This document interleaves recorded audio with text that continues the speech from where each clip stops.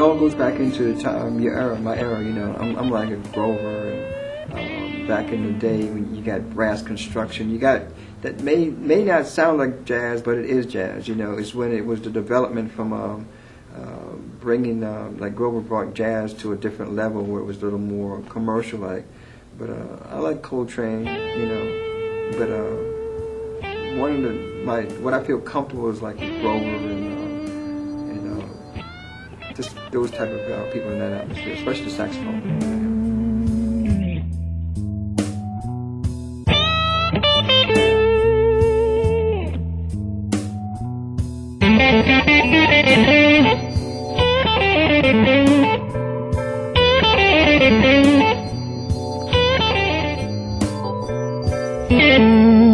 Charles L. Washington.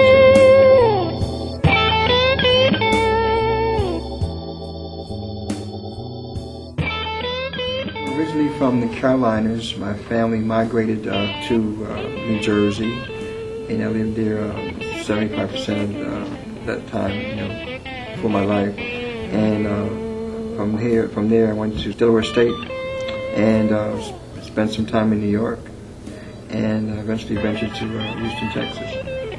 It was the cornerstone. Is really the building, you know, family, also experience with a diverse group of people, very athletic. So from an athletic standpoint, that's really where I got a chance to get more discipline, and my art started there. That was just the beginning, you know, to be able to learn about life. I normally go to Fondy. It keeps me grounded. It brings you back to reality. Most of the time I'm in my studio, I'm actually creating something that's basically from the mind, or at a creative level where the average person don't even think or ponder that way.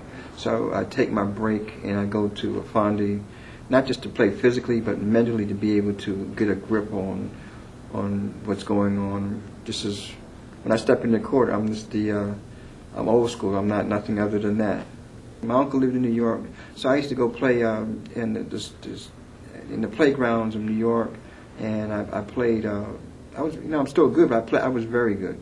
And going to Fondy, I went to one of the best locations as far as stability or just historical when it comes to the basketball. But beyond the basketball, it's just the social environment that you pick up, and also the resistance of how people they want to grow old. You know, there's a lot of different things that I pick up when I step into the Fondy. You know, it's like stepping back into time. And as an artist, sometimes it's very, you know, the creative aspect of an artist or myself. You always want to be able to go in different chambers of your life, because that's what makes you whole. You know, to be able to go on the court and don't look at age because I can compete, just look at my ability, or to be able to go talk to the mayor. That's another dimension of my life. So I have always diverse and versatility. I always want to maintain that. So if I'm 80 years old, I'm still going to go to the courts. You know, I'm still going to go to the community center. I'm going to still go to locations that I've adapted to my progress of becoming who I am. Well, my art is created by theories and episodes in my life, and also, first of all, when you look at some of these, I have three different series. I have the African Mass series, I have the Jazz series, and also a contemporary series.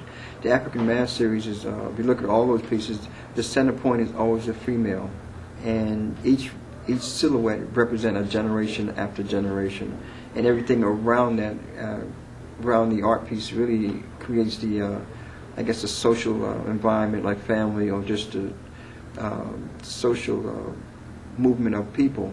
But if you look at all my jazz pieces, they have a similar emotion, but they're dealing with what it was like back in the day with the music.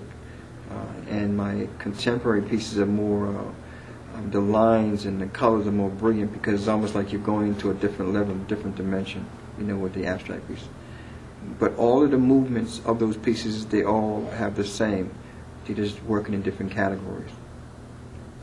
I have a very diverse state of mind, and that is reflected on how I was brought up and the atmosphere I was brought up in.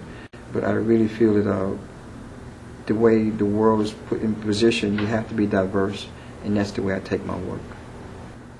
It's a broad perspective, I consider myself, as an artist, you have to be a scientist, or you have to be a business person too. You have to put all those things together, to manipulate this one thing, to be able to paint.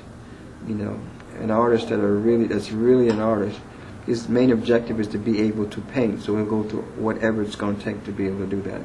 If you come to be able to master being a business person, that person will do that for a period of time, or get the best people around you to be able to oversee the business so that person can, or myself, to be able to paint. Art is a smorgasbord. You got to be able to take things in and put it in your own way.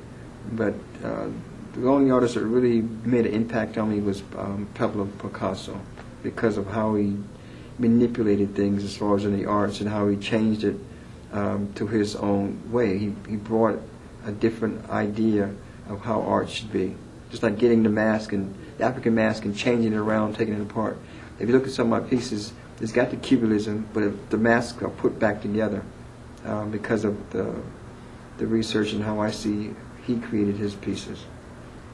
Yeah, it's a piece called A Blanket. It was a situation where, in a period of time, I was in a homeless situation with a family, and that piece, it was created from the blanket, which is the title, that we had, and also the clothing that we wore.